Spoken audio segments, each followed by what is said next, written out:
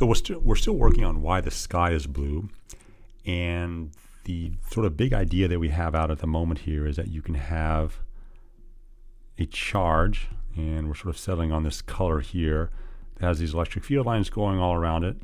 And what we've discovered at the moment then is that when this charge oscillates, in other words, when this charge here starts to go up and down and up and down, then these straight lines will become all squiggly like this. And as you said, those are light waves. And so the issue then is, well, what causes it to wiggle? And I can pick it up with my mouse cursor and wiggle it manually, or, as we discussed, another light wave could come in. So if another light wave came in like this and started its oscillation up and down and up and down and up and down, right here in this region right here where it's interacting with the charge, the wave, the up and down motion of this wave can make this charge go up and down. So in this video I just wanted to show you a little bit how that happens. This is the model that we have going. Hope you're familiar with it now. So you have to wiggle this charge in order to get these light waves to come off. And what we're saying is that one thing that can cause it to wiggle is if a light wave itself came in like this, and when the light wave sort of encountered the charge like that, as the light wave did its up-down motion, that'll cause the charge to go up and down. Okay? I think we discussed that. This is a little bit better example of how that wave actually does that. So it turns out then that if the light wave coming in is sort of this gray wave here that you see going by, and this blue dot here sort of is the charge, I can barely keep up with it here, then you can see how as that gray wave sort of comes into the region where this charge is here, it'll make the charge go up and down.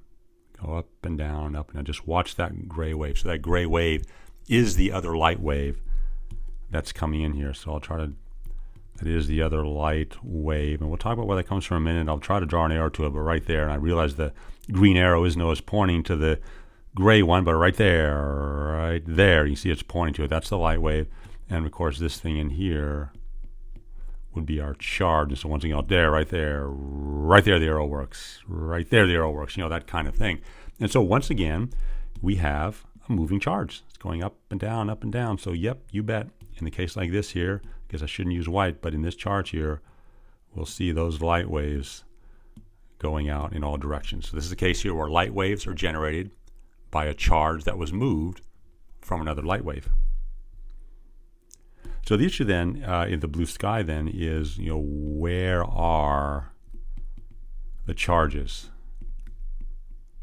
Okay, because I thought we were talking about the sky and astronomy and the blueness that we see. Well, you got to think a little more carefully now about how all this works. Okay, so this is the Earth down here like this, and you think about it now up here. This is where the atmosphere is. This is where the air is that we breathe. Okay, all the way up here. So it goes all the way down to the Earth like this. This is our atmosphere. Okay. So you may or may not know this, but it's actually true then that our atmosphere is about 75% nitrogen and about 25% oxygen. That's what our atmosphere is made out of. So if you walked around and said, oh, our atmosphere is mostly made out of oxygen, you'd be wrong about that. It's not oxygen, it's actually mostly nitrogen. Okay. Nevertheless, that's what we breathe.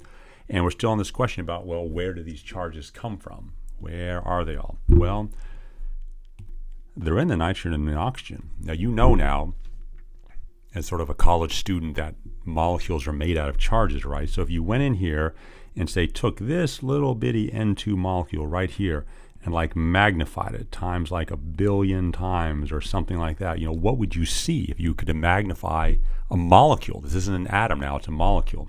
Well, a couple of things that you might see that you might remember from chemistry is you might think you'd see, well, a nitrogen molecule like this with a bond in between it and another nitrogen molecule like that. So this would be sort of a bond in here. I mean, you would be right about that, okay?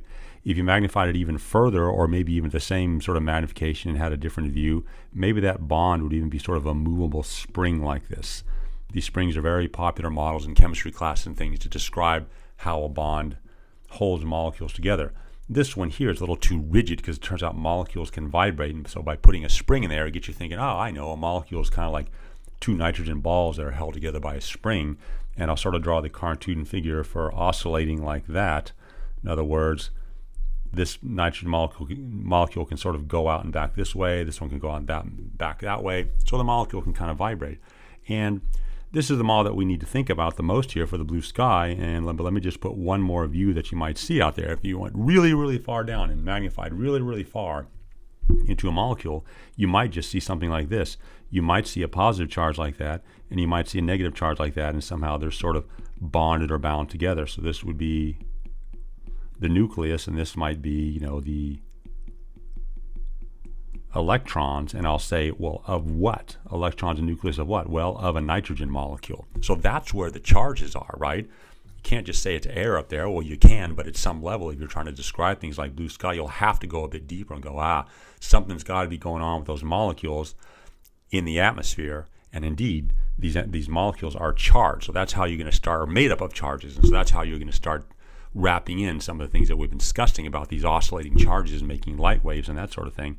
And so here is a picture of what a chemistry teacher might bring into a class of a diatomic molecule. That might be an N, and that might be an N right there. And so this might be N2. And of course, that spring in there is the bond. And the spring in there definitely implies movement, that the springs can move. And so that's sort of where I draw on the last one of nitrogen there. And you might sort of draw something like this representing the spring. That's what we're talking about, okay? And I just wanted you to look at this last one here about how a molecule might work. So the molecules can't rotate. That's not going to be a concern of ours. There's no reason why they would stay exactly fixed, particularly in a place like the atmosphere. But then if you look at this carefully, you can see how this spring here, or the bond, getting wider and narrower and wider and narrower. So literally these two nitrogen molecules, if that's what it is, would be getting farther together, closer together, farther together. The molecule itself is oscillating.